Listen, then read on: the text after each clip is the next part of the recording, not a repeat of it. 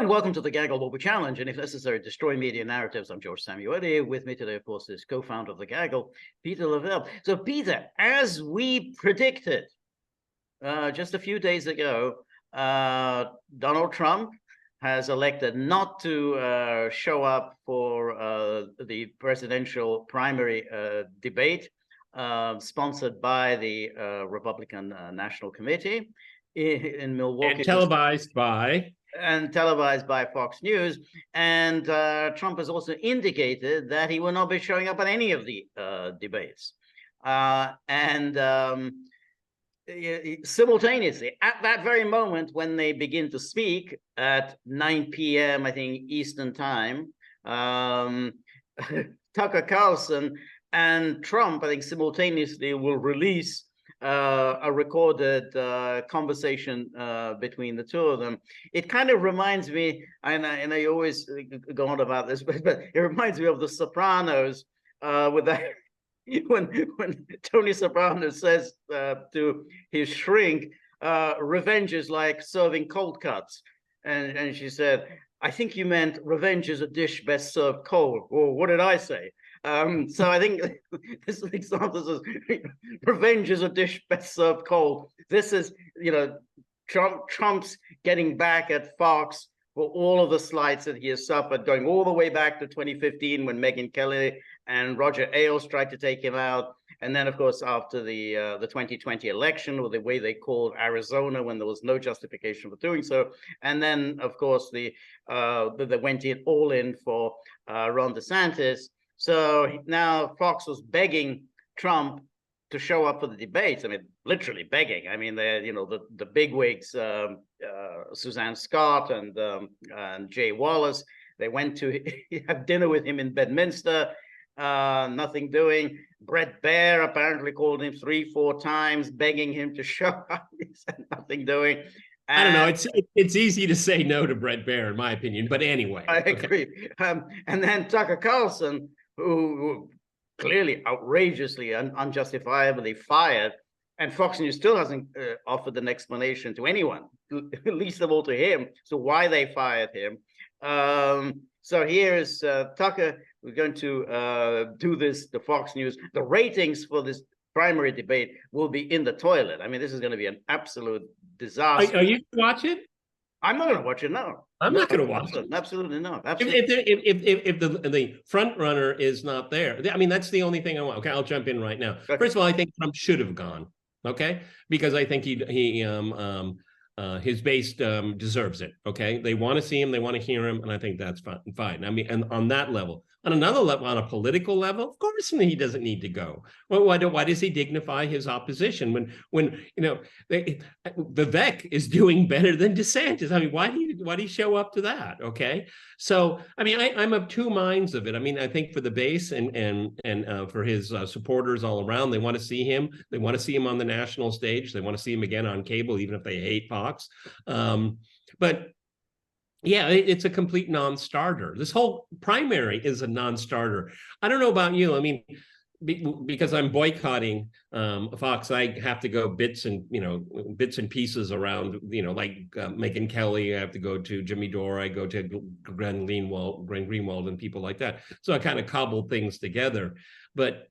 And these are people I'm basically sympathetic to, but it's a real effort to cover this primary because it's so uninteresting. Right. So Vivek puts out a picture of him playing tennis without a shirt. That's the level of intrigue here, George, in the Republican primary. Okay, Vivek has taken on his own. I mean, he's kind of a story. He's kind of an oddity, a curiosity. He fills up the space, okay? Fills up the columns, fills up the segments and things like that. Nothing against the guy, but he's a neophyte, okay? And I don't take him seriously. He's promoting his name and his brand, and he's doing very well at it, and will probably pay dividends. But it's not going to make him the Republican nominee for the president of the United States. But this is where I think that I actually don't think it would have been a good idea for him to show up. They would all have piled on him, and they would have put him in an awkward position. I mean, remember, he's got these 4 indictments looming, and all of it, all of the questions would be about January the 6th. What did you think of the 2020 election? What's your opinion of the prosecutors? What is your opinion of this Tanya Chutkin, the judge? It was just traps. There was going to be one trap after another, in which not only would they all be punching him, but potentially putting him in legal jeopardy, you know, both with the upcoming cases. But that's a good point. Yeah, that's a good and point. you know, these judges, these half-crazed judges, you know, say, hey, he's defying the court order. He should be imprisoned. So you know, that was the goal. That's the plan. I mean, they weren't going to sit there talking about policy. You know, what's your education policy? It was basically. Is anything about this campaign in both parties about policy, George? Have you noticed? Right. I mean, the quip that, you know, if I were put on my my Trump tie, if we can call it that, all I would just say to those questions. So you're running in the Democratic primary, right? Okay. I mean, I would have just thrown that, but you're right. I mean, one after another, it would have been monotonous, but at the same time, it really would have angered his base too. So I think it still kind of cuts both ways. I can understand not going, and I understand why he maybe he should have gone. But you pulled the rabbit out of the hat. He's going to do Tucker. I mean, wow, that's going to get enormous. I mean, that will break Twitter. It will break it. Yes, it'll be absolutely enormous, and an enormous source of embarrassment for Fox News, because the ratings for that will be through the roof. And the ratings for this primary debate were probably the worst ever. I mean, everyone's going to say, well, has there ever been a primary debate that has viewership ratings as low as this? The answer is no. The other thing that these Fox News apologists have been saying is that, well, now that Trump has done this provides a justification for Biden to not have a debate with Trump. That is a stupid argument. Biden's not going to have any debates with Trump anyway. There are going to be no debates in the Democratic Party. That's already absolutely clear, even though Bobby Jr. is doing better in the polls than any one of those Republicans.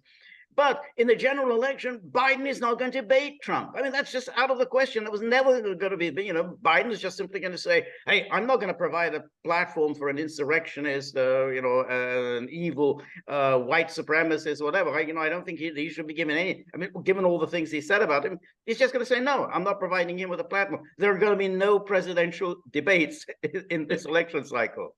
It's one possible exception, and I'm really reaching right now. Admittedly, I'm reaching here, but I don't think Trump would be adverse having a tumble with Bobby. I think that would be and that would be really sticking it to Biden. And that would be very interesting. That was something. I think both of them would go for it too. I think so. Okay. I think that could well happen. Again, even if none of the networks would cover it. You know, you've got so many other platforms. You could easily do it on Rumble or, you know, whatever. Well, Joe Rogan would do it. He would do it. Absolutely. Yeah. That was actually, that's a very good idea. That would be a very interesting event, because I think, you know, they'll be talking about substance. Bobby's not going to go into the whole thing about, hey, January the 6th, and what about the 2020 election? He's not going to waste time on that.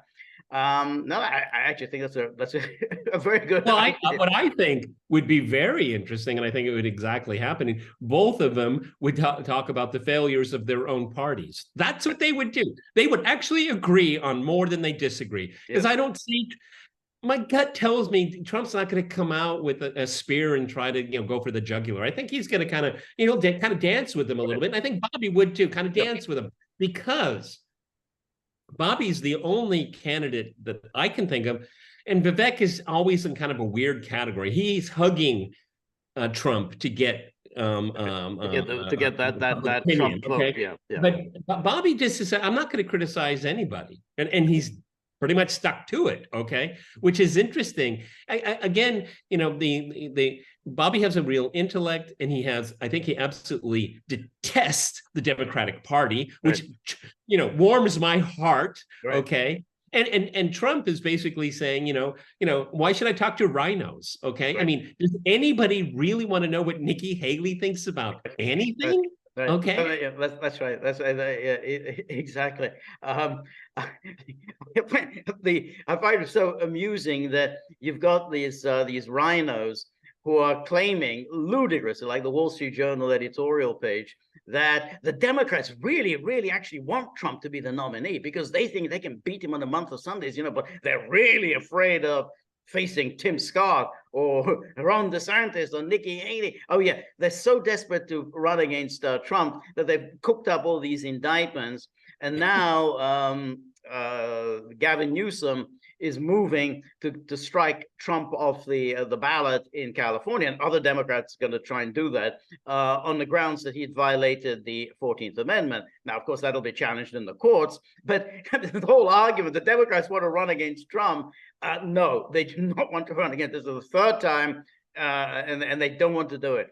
So that's not kind of what you do when you want to run against someone.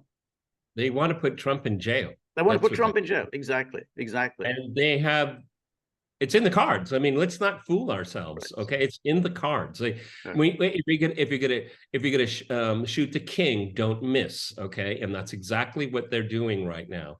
Yep. But your rationale, like I said, I think it can go both ways. But I understand your position is that why would Trump want to waste his time on allegations made by his political enemies, made by people running in the primary? I think that's a fool's errand. But I'm going to stick with what I said.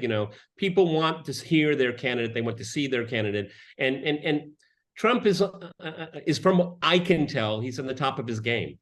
Right, that's right. But you get quite a lot of Trump because he holds rallies. He's going to be holding more and more rallies.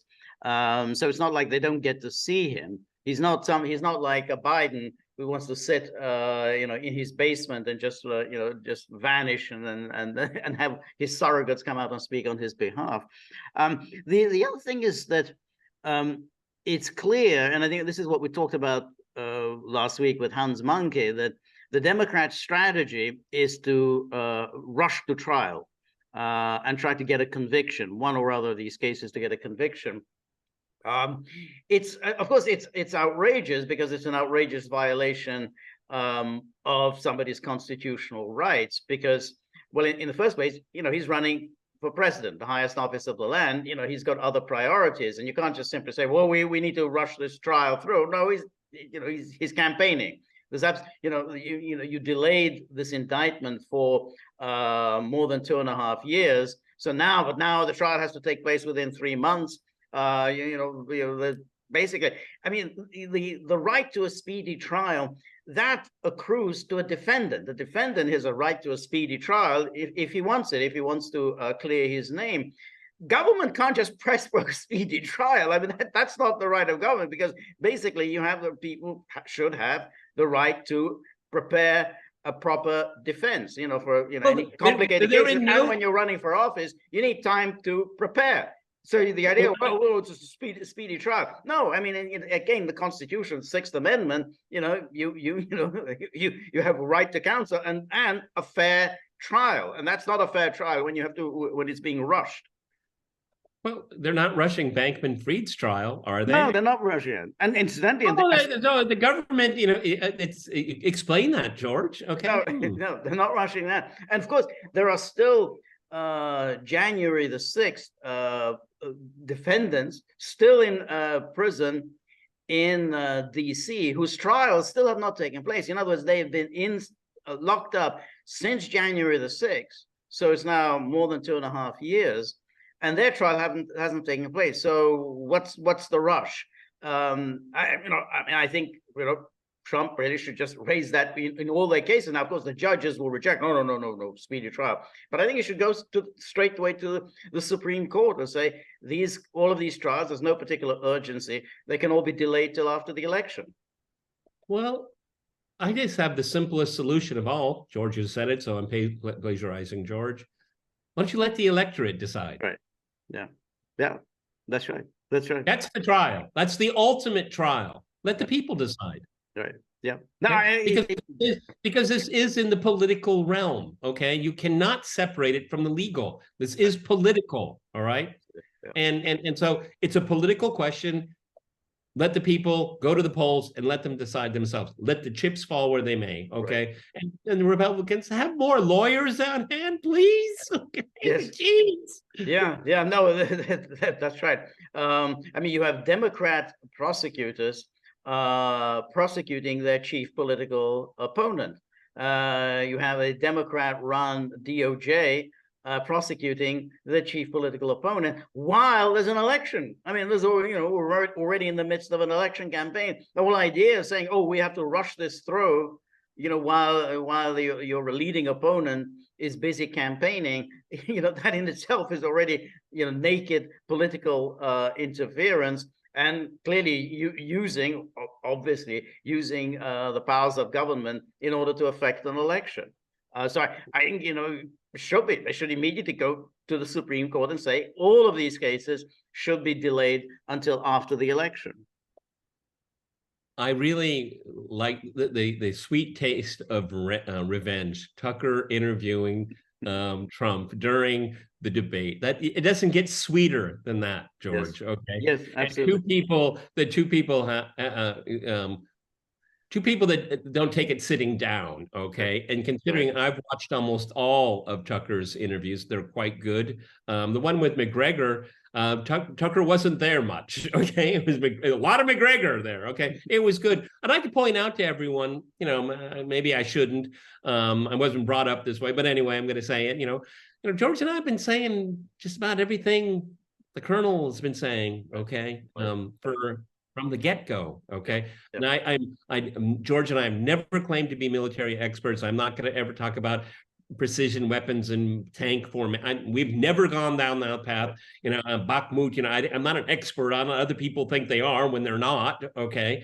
But on the broader political implications and geopolitical implications, George and I have tussled over it quite a bit. And I'm really proud that, I asked George before, did you learn a whole lot from the interview? And he agreed with me that neither one of us did. Right. No, I think exactly right.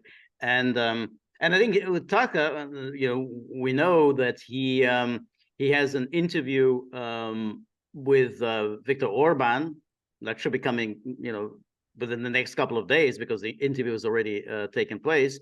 And he's also interviewed Alexander Vučić, the president of Serbia. That should also drop sometime in the next few days. Well, we talk about Serbia and Hungary a lot. A great deal. A great deal. I mean, I think that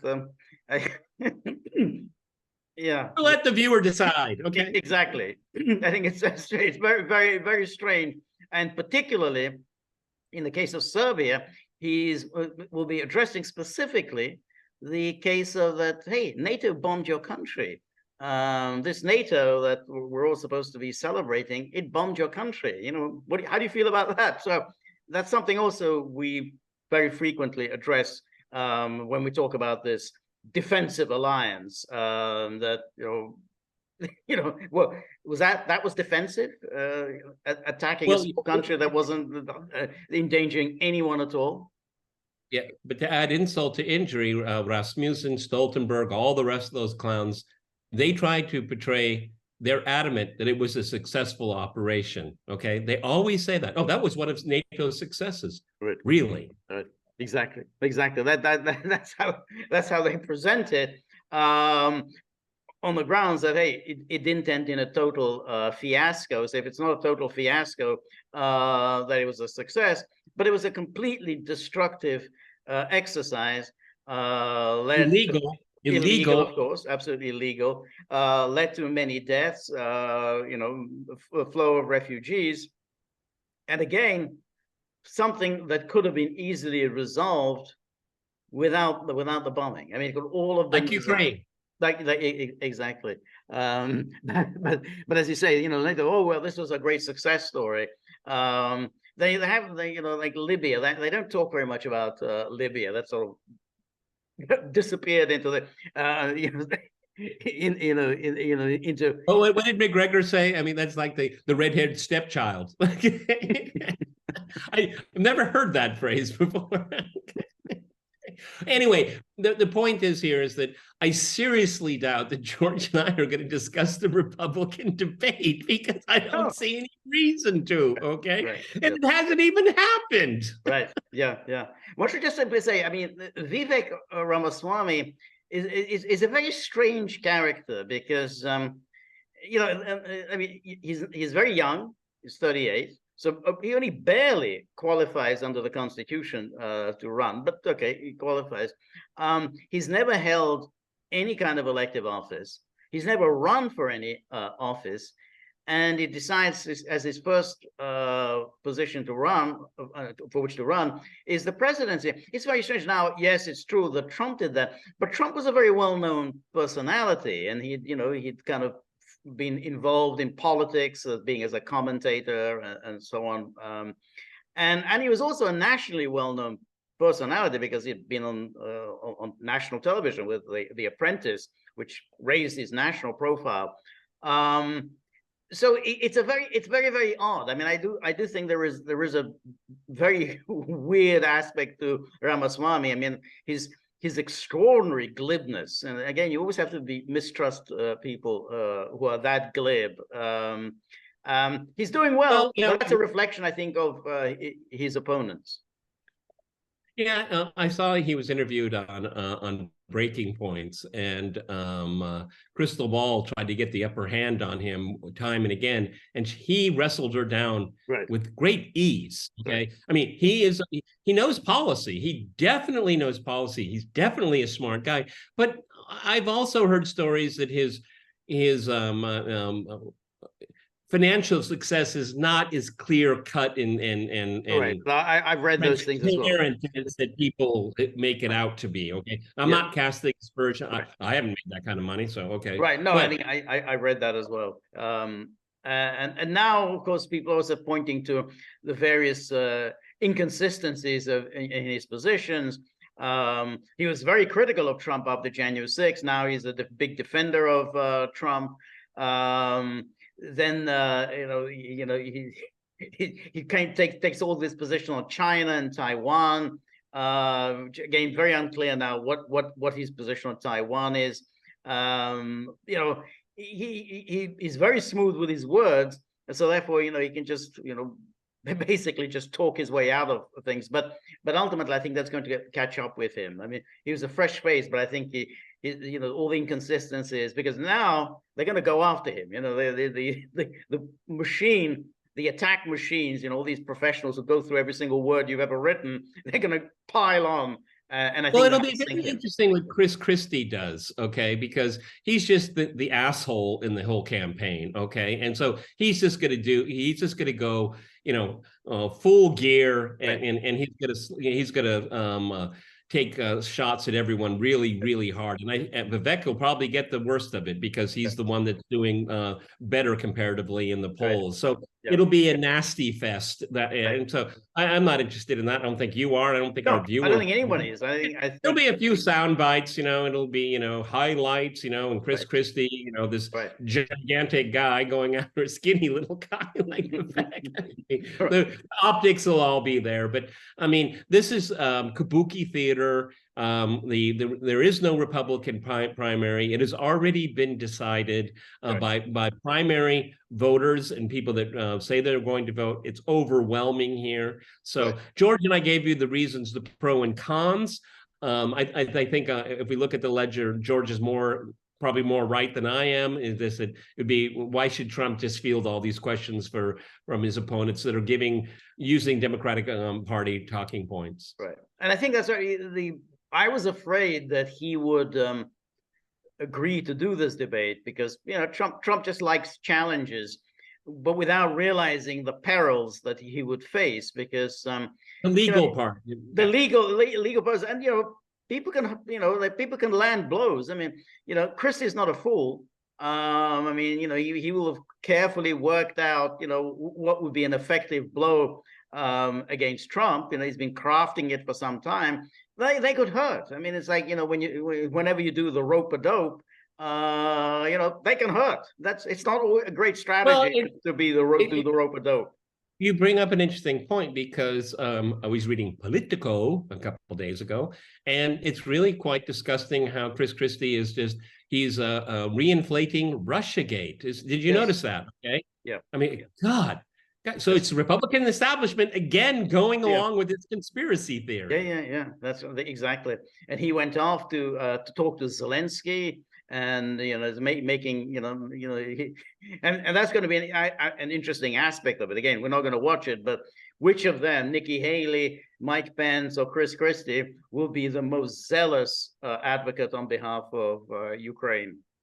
Now, Biden isn't doing enough. That's going to be their theme. Biden is not doing enough for our great ally, Ukraine. Wait, so what's Tulsi Gabbard? Remember in 2016? God love her. Okay, she the whole Syria thing. She just took it right front and center, and they destroyed her for it. Okay. Yeah. But that in itself was, of course, because they attacked her for ties to Russia. They had no ties to Russia, but boom, boom, and again, the media ran with it. I mean, it just shows how disgusting the media that they ran with these nonsensical stories that there was some sort of a tie between Tulsi and Russia. So yeah, I mean, these are scummy people, and I there shouldn't be these debates. I mean, it's just encouraging scumminess. It's promoting very, very bad behavior and destroying our politics in the process. Okay, but this is the establishment. Right. Everybody on stage, Vivek again, kind of on the side for me, but the rest of them are absolute establishment people. Okay, and you want to listen to them? No, we don't. And so, unless Chris Christie, does something really outrageous, which probably might, I don't think George and I will return to this topic. I don't think so. No. All right, everybody, this is The Gaggle with Peter and George. We're on Locals, so please go to thegaggle.locals.com, visit our store, and you're going to have to wait until tomorrow for George's next live stream. Next live stream, 3 p.m. Eastern Time. Please come with comments, criticisms, and suggestions. And on the way out the door for a nice cold one on a summer evening, think about little buddy. And think about it, he's saying, yeah, okay, it's one thing to skip the debates, but one thing what you don't skip is the tip jar. So fine, do whatever you want to do, but the tip jar that stays. So if we don't like being berated in this way by buddies. So if you have a few bob in your pocket, whip them out, dunk him in his tip jar. That'll calm him down a little bit. He's looking agitated. So we're very grateful for all of your help and friendship and support. The more you're able to donate, the more of these videos we can make, the more we can improve the technology, and above all, we can just calm buddy down for a little while. So remember, if you like The Gaggle, please like, share, and subscribe. See you soon. Bye.